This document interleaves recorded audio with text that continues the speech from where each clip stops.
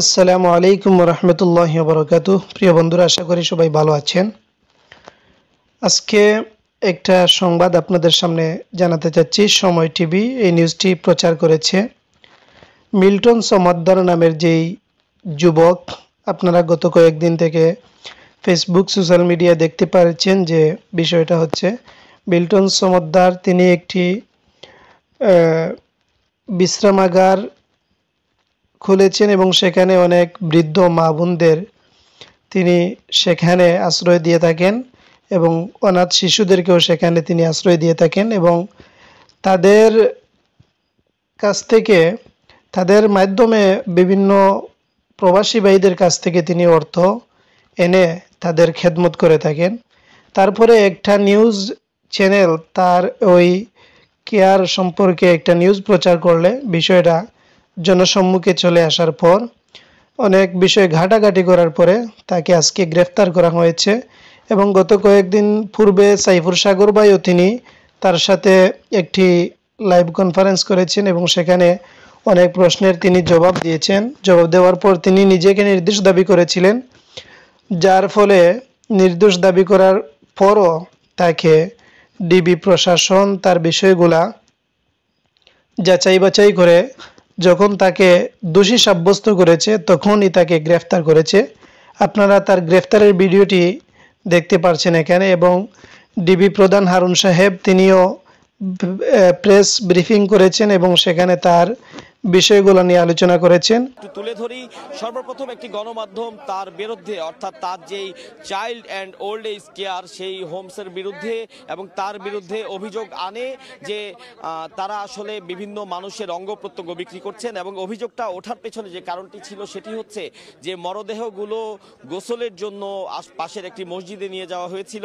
সেই মসজিদে যারা গোসল করাতেন তারা সর্বপ্রথম অভিযোগ করেছেন যে মরদেহে বেশ কিছু কাটা ছেঁড়ার দাগ তারা লক্ষ্য করেছেন।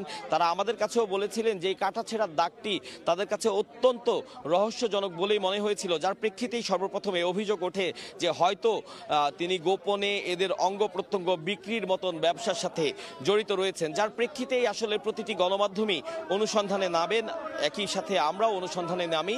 তো সেই অনুসন্ধানে নামার পরে স্বাভাবিকভাবে যেহেতু মরদেহের বিষয় এসেছে আমরা প্রথমেই গোরস্থানে যাই, অর্থাৎ কবরস্থানগুলোতে যাই যে কি পরিমাণ মরদেহ তার যেই হোমস তার মাধ্যমে দাফন করা হয়েছে। তিনি বরাবরই দাবি করে আসছিলেন যে 900-র বেশি বা অন্তত 900-র মতন বিভিন্ন লোকের মরদেহ তিনি দাফন করেছেন। যদিও সেই কবরস্থানগুলোতে গিয়ে আমরা এর সত্যতা পাইনি, আমরা সব মিলিয়ে 60 থেকে 65 জনকে দাফন করা হয়েছে এ ধরনের রেকর্ড সেই কবরস্থানে পেয়েছি এবং সেই রেকর্ড যখন আমরা ঘাঁটতে যাই তখন আমরা বেশ কিছু ডেথ সার্টিফিকেট পাই, যে ডেথ সার্টিফিকেটগুলো ছিল নানা রকমের ভুলে ভরা। আমি একটি উদাহরণ যদি দেই, যে একটি ডেথ সার্টিফিকেটে লেখা ছিল একজন ব্যক্তির মৃত্যুর কারণ হিট স্ট্রোক, তো সেই হিট স্ট্রোকের বানানটি ছিল এমন HIT হিট STOCK, অর্থাৎ কোনোভাবেই সেটি HEAT হিট STROK এই হিট স্ট্রোকের সাথে মিল ছিল না এবং তার নিচে একটি সিগনেচার এবং সিল ছিল যেটি একজন MBBS চিকিৎসকের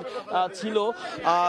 সেটিও আমাদের কাছে প্রশ্নবিদ্ধ হয়েছিল যে কিভাবে একজন MBBS চিকিৎসক এভাবে একটি ভুল সনদে স্বাক্ষর করতে পারে। মিরপুর এলাকায় একটা child and old age care এক নামে একটা প্রতিষ্ঠান খুলে এখন সেখানে খুলে আসলে এই যে তার বাচ্চা শিশুদেরকে নিয়ে আসতো আর বৃদ্ধ মানুষগুলি যারা সেখান থেকে মানে গরিব তাদেরকে নিয়ে আসতো। এরকমভাবে আপনারাও দেখেছেন বিভিন্ন মিডিয়াতেও সোশ্যাল মিডিয়াতে ভাইরাল হয়েছে, সেখানে এগুলি সে প্রকাশ হয়েছে এবং সে বলেছে যে আমরা সেখানে অপারেশন থিয়েটার আছে, সেখানে মানুষকে সে বিভিন্ন ধরনের সেবা দেয়। তাহলে অপারেশন থিয়েটার থাকে, হাসপাতাল থাকে, তারও তো লাইসেন্স থাকতে হবে, সে লাইসেন্স নেই। সে বেশিরভাগ কারণ না সে রাতে লাশ দাপন করে। তখন তাকে জিজ্ঞাসাবাদ করা হলো যে আপনি রাতে লাশ দাপন করেন কেন? সে বলে যে আসলে না হলে তো মানুষ আমাকে বিভিন্ন প্রশ্ন করে, এটা সে উত্তর দিয়েছে। এবং বৃদ্ধা আশ্রমে বৃদ্ধদের চিকিৎসা দেওয়া হয় না বলে গণমাধ্যমে এসেছে, সেটাও তাকে জিজ্ঞাসা করা হলো যে আপনি যে 30-35 লাখ টাকা খরচ করেন টাকা পান কোথায়? এবং নিজেই ডেথ সার্টিফিকেট তৈরি করে ডাক্তারের সিল স্বাক্ষর জাল করে সে নিজেই মিডিয়ার কাছে শেয়ার করেছেন। এবং আমরা এটাও জেনেছি যে সে ইতিমধ্যে 900 লাশ দাপন করলেও 835 সালের সম্পূর্ণ গরমিল কোনো কোনো ডকুমেন্টসে দেখাতে পারে নাই। এবং তাকে জিজ্ঞাসাবাদ করলে যে তুমি এগুলি লাশগুলির পিছনে তোমার কারণ কি, লাশগুলি তুমি রাতে দাপন করো এগুলি, তখন কোনো এক সময় দেখা যায় যে সেখানে পাশে একটা মসজিদ ছিল, সেখান থেকে প্রশ্ন উঠেছে যে কিডনির পাশে সেখানে রক্তের দাগও রয়েছে। তাহলে তার বিরুদ্ধে অজস্র অভিযোগ, যে অভিযোগগুলি আমরা তাকে জিজ্ঞাসাবাদ করব যে লাশগুলি রাতে কেন উনি দাপন করতেন, তার কাছে আমরা জিজ্ঞাসাবাদ করব তিনি নিজে যে স্বীকার করেছেন যে ডেথ সার্টিফিকেটটা উনি নিজে কেন তৈরি করেন, ডাক্তারের সিল স্বাক্ষর উনি নেন না কেন। এবং সেটা একটা অনেকেই যারা তাদের অত একটা বাচ্চা শিশুকে দিয়েছে, অত বৃদ্ধ একটা মানুষ তার টর্চার দিয়েছে, যখন তার খোঁজ খবর নিতে গেছে তাকে সেখানে টর্চার ছেলে তাকে কিন্তু পিটিয়েছে। এরকম আমাদের অভিযোগ আমরা পেয়েছি। যে সব কিছু মিলিয়ে তার বিরুদ্ধে অজস্র অভিযোগ আমরা পেয়েছি। এবং সে এই টর্চার সেলে সে বলেছে তার 2টা আশ্রম রয়েছে, একটা হলো সাভার, একটা হলো সেখানে সে 500-700 লোক রয়েছে, কিন্তু সে খোঁজ নিয়ে জানা যাচ্ছে সেখানে 20-30 জন 40 জনের বেশি সেখানে লোক নেই। এবং আমাদের কথা হলো আমরা তাকে নিয়ে এসেছি এবং কিছু অভিযোগকারী রয়েছে, তারাও মামলা রুজু করবে। আমরা তাদেরকে রিমান্ডে এনে জিজ্ঞাসাবাদ করব যে কত সংখ্যক মানুষ তার এনে চিকিৎসার জন্য গিয়েছিল, কত সংখ্যক মানুষ মারা গেল, সে কি আসলে এই সকল তার তথাকথিত থিয়েটার মানে ইয়ার নামে সে সেখান থেকে। আমি সংক্ষেপে আপনাদেরকে কিছু একটা ধারণা দেই।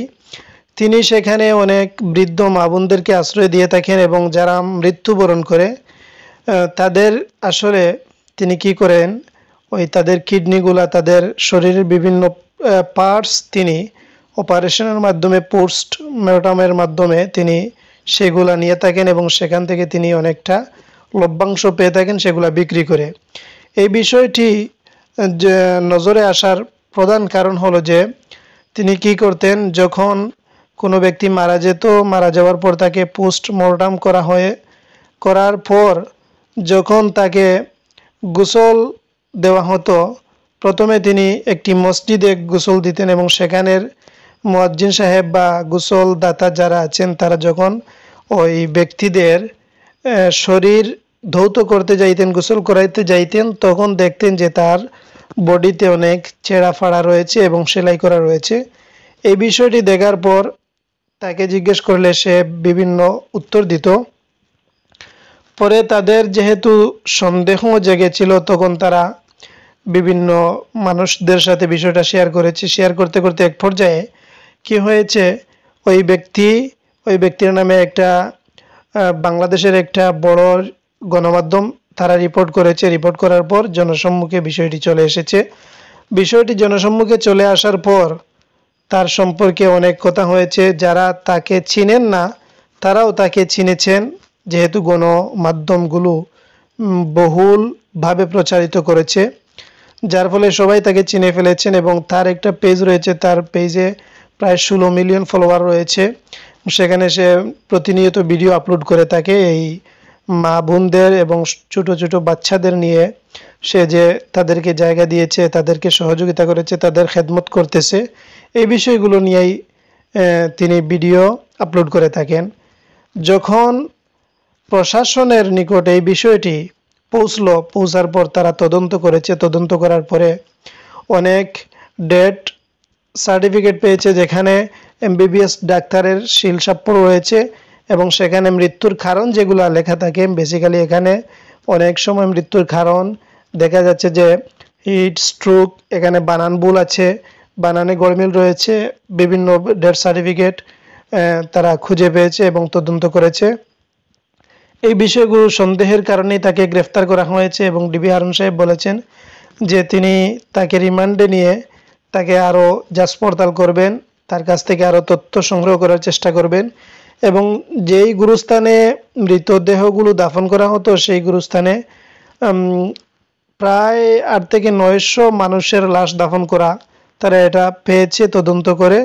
এবং মিল্টন সমুদ্দার তিনি বলেছেন যে 8 থেকে 9 জন মানুষ তিনি দাফন করেছেন, অথচ এটা তারা তদন্ত করে তার সত্যতা পায়নি। তারা পেয়েছে 800 থেকে 900 জন মানুষকে সেখানে দাফন করা হয়েছে।